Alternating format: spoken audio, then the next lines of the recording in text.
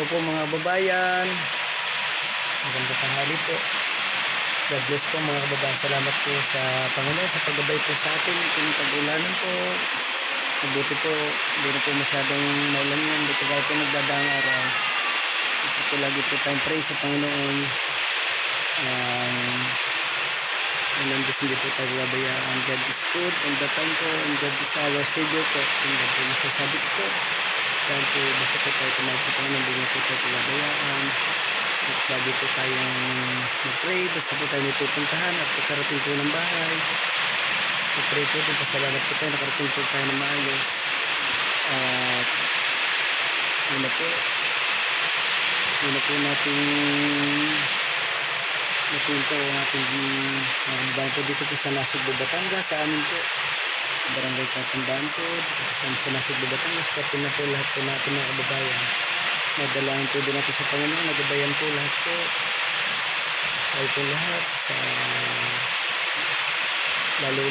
lalo po pagka po yung medyo maulan po saka po sa bagyo. Sana po maglisan po mga bagyo na po. Yung Panginoon Diyos po. Diyos po mga kababayan, medyo maulan po ulit sa labas na po ulit ngayon. Pero po lagi po tayong handa po natin safety first po.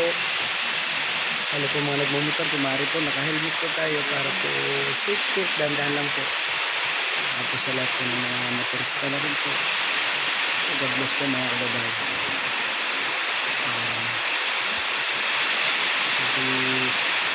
Bigyan ko po ng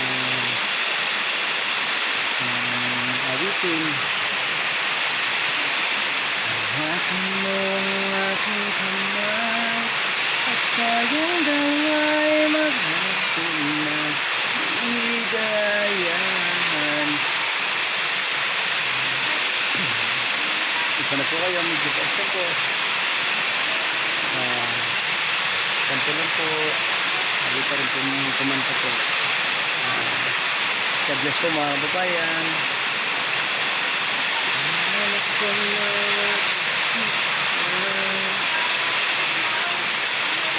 Sana po kayo at medyo ito natin sa ulang lyrics. Pero napakaganda po nung kahit tagal kang hinintay ng response ko po. Natawag po si Mrs. Mania po punta po rin sa school. God bless po mga kababayan. God bless po mga kababayan. Alam po si Mrs. po sa aming tulad ng Holy Family po namin. Kasi po lagi po tayo ng po kaya po nakakalap po ng pagpapray po sa araw-araw po. God is our Savior po. And God is good all the time. Salamat po.